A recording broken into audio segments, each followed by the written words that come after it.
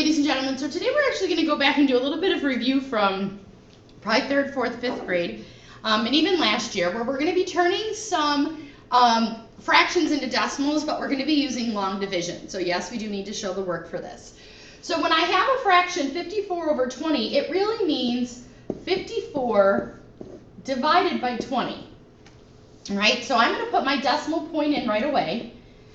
And we go through this and we have to see, right, going back to our old way of doing long division. So how many times does 20 go into 54? Well, that's 2. So 2 times 20 is 40. Then we have to subtract those and we get 14. And we always have to make sure that this number is less than what I'm dividing by. So now I'm going to bring down my 0. All right, we bring down the 0. So now how many times does 20 go into 140? 7. So 7 times 20 is 140. Subtract, you get 0. And you know you're done when you get 0. So 2.7 is the same as 54 over 20. All right, well, let's try 7/8.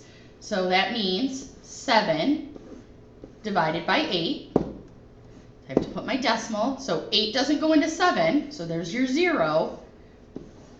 8 goes into 70 8 times. 8 times 8 is 64. Subtract, you get 6. Bring down a 0. 8 goes into 60 7 times. 8 times 7 is 56. I got to bring down another 0. 8 goes into 40 5 times. Ooh, I'm writing over this. And there's my 0. So 7/8 is the same as 0.875. All right, let's try this next one. So 8/9 means 8 divided by 9. So 9 doesn't go into 8. 9 goes into 80 8 times.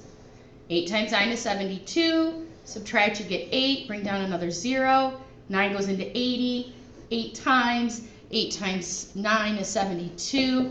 So we can see here that it's going to keep going, right? And we're going to talk about, those are called repeating decimals, right? So we know that this is going to keep going on and on and on.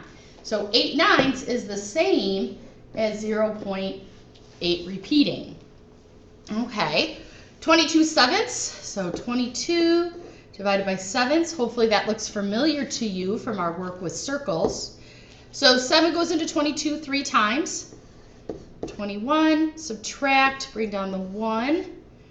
7 goes into 10 1 time. Bring down the 0. 7 goes into 30 4 times. That's 28. And subtract, and you get 2. Bring down another 0. 7 goes into 20 2 times.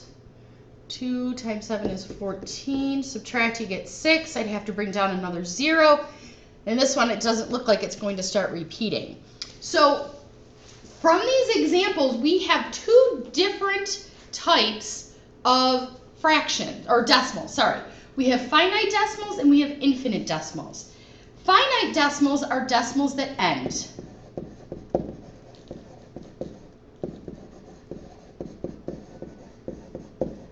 Or stop, we could even say. Infinite decimals are decimals that continue on forever. I should start with the word decimals.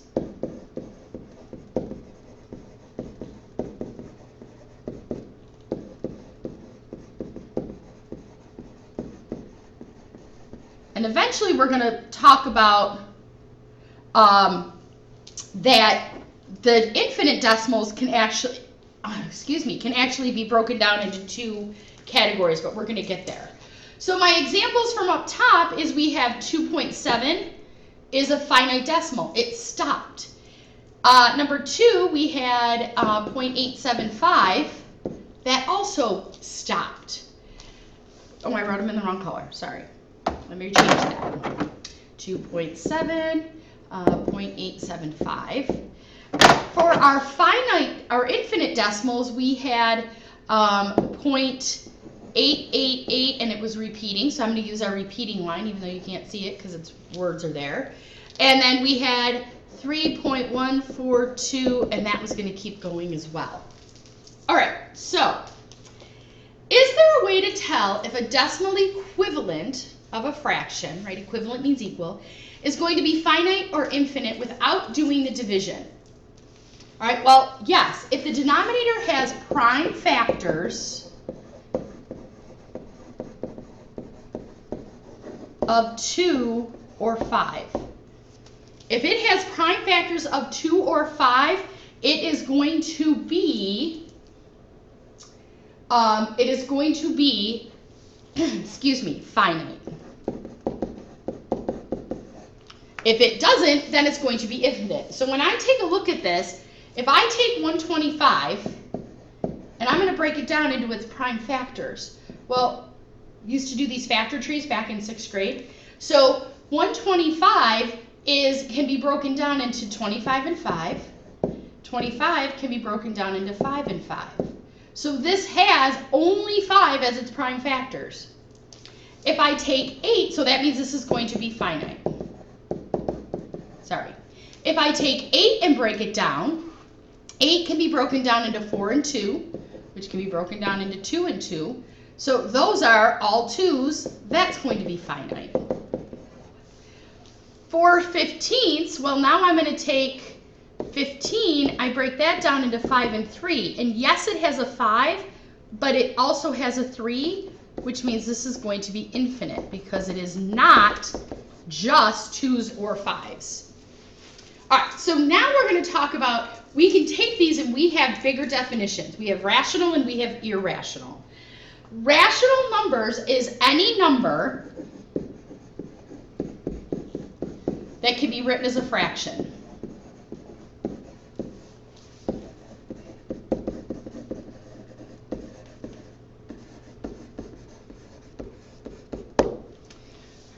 Those include your finite decimals, and it includes your infinite decimals that repeat. Irrational numbers is any number that cannot be.